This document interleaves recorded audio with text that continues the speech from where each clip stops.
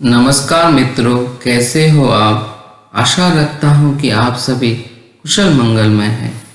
हमारे जीवन की एक महत्वपूर्ण अध्याय है वैवाहिक तथा दाम्पत्य जीवन। यदि हमारे दाम्पत्य जीवन सुखमय है तो बाकी सभी जीवन, व्यक्तिगत जीवन, कर्म जीवन, पारिवारिक जीवन सभी आनंदमय होते हैं।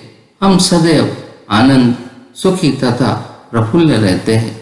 यदि वैवाहिक जीवन में कलह तथा विवाद होती है तो बाकी सभी जीवन में दुख, उदासी तथा निरानंदमय अनुभव होती है। वैवाहिक जीवन में कलह तथा विवाद क्यों उत्पन्न होते हैं? शिक्षा तथा ज्ञान की कोई अभाव नहीं है।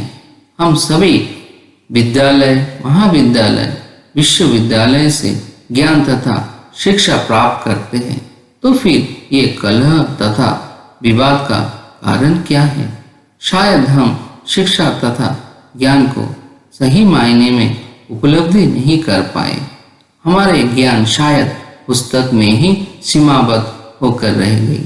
वास्तविक जीवन में शायद हम शिक्षा तथा ज्ञान की सही अर्थ में उपयोग नहीं कर पाए। इसका मुख्य कारण है हमारे अहंकार एवं अभिमान। यदि हम एक सफल तथा सुखी वैवाहिक जीवन उपभोग करना चाहते हैं तो सबसे पहले हमें अपने अहंकार तथा अभिमान को त्याग करना होगा।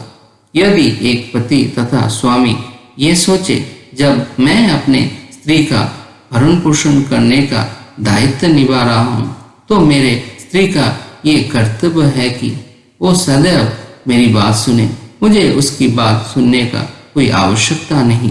मैं क्यों किसी की बात सुनूं, जब मैं ही इस परिवार के लिए उपार्जन कर रहा हूँ तो सभी को मेरी बात को ही सुनना है। मुझे किसी की बातों को सुनने का कोई आवश्यकता ही नहीं है। ये एक अहंकार का ही भाषा है। हम कौन होते हैं? किसी की भरण पोषण करने वाले। भरण पोषण करने का क्षमता केवल ईश्वर के ही हाथों में होती है। हम एक निमित्त मात्र ही है। विवाह से पहले पत्नी अपने माता पिता के छत्र छाया में होती है। विवाह के पश्चात अपने स्वामी के छत्र छाया में होती है और भविष्य में अपने संतान के छत्र छाया में भी हो सकती है।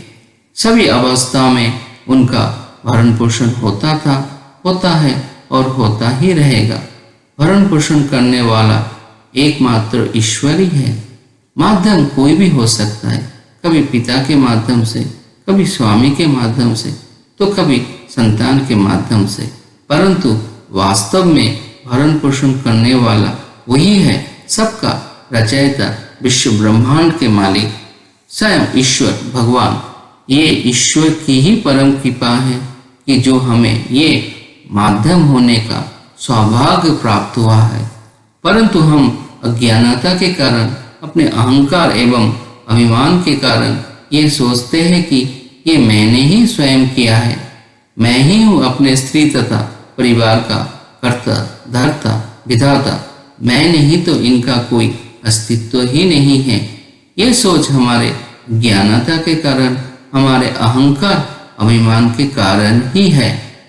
जब मैं नहीं था तब भी ये परिवार चलती थी, आज भी ये परिवार चल रही है, आने वाले कल में भी चलती रहेगी। अतीत में किसी और के माध्यम से, वर्तमान में ईश्वर की कृपा से हमारे माध्यम से, भविष्य में किसी और के माध्यम से चलती ही रहेगी। ये समय का चक्र चलता ही रहेगा।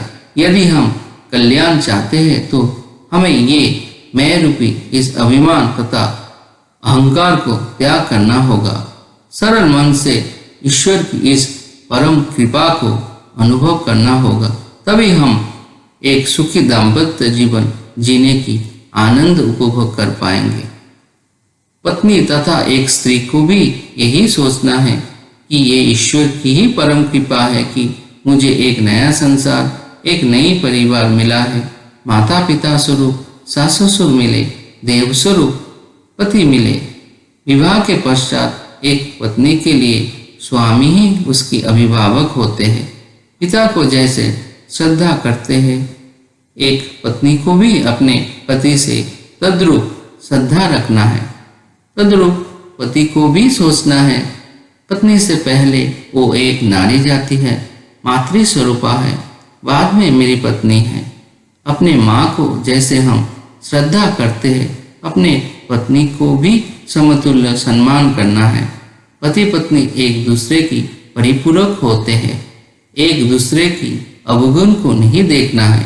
एक दूसरे के कमियों को आपस में ही प्रेम से दूर करना है तथा निर्मूल करना है। एक दूसरे के प्रति सदैव सद्भाव रहना है। एक सुखी दाम्पत्य जीवन तथा एक आनंदमय वैवाहिक जीवन के लिए कोई धन दौलत अर्थ कोई अलंकार की कोई आवश्यकता नहीं है। केवल एक ही वस्तु का आवश्यकता है, वो है प्रेम। स्वामी स्त्री में एक दूसरे के लिए निस्वार्थ प्रेम होना है। मैं अपने स्त्री से निस्वार्थ प्रेम करता हूँ। मैं अपने स्वामी से निस्वार्थ प्रेम करता हूँ।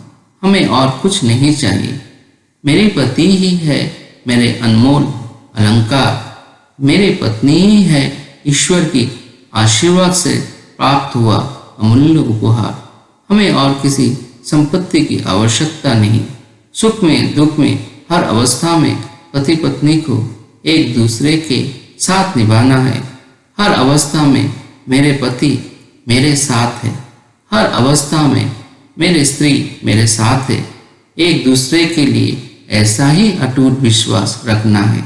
यदि स्वामी स्त्री में एक निस्वार्थ प्रेम है, यदि पति पत्नी एक दूसरे को निस्वार्थ रूप से प्रेम करते हो, पति पत्नी में एक अटूट बंधन तथा अटूट विश्वास उत्पन्न होते हैं।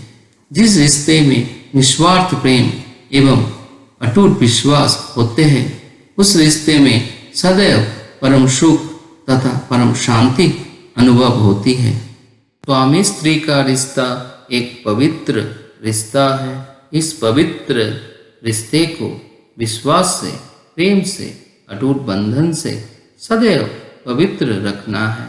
स्वामी स्त्री तथा पति पत्नी में सदैव अच्छे संबंध एवं एक सुखी दाम्पत्य तथा एक आनंदमय वैवाहिक जीवन उपभोग करने का सरल उपाय तथा मार्ग है निस्वार्थ प्रेम।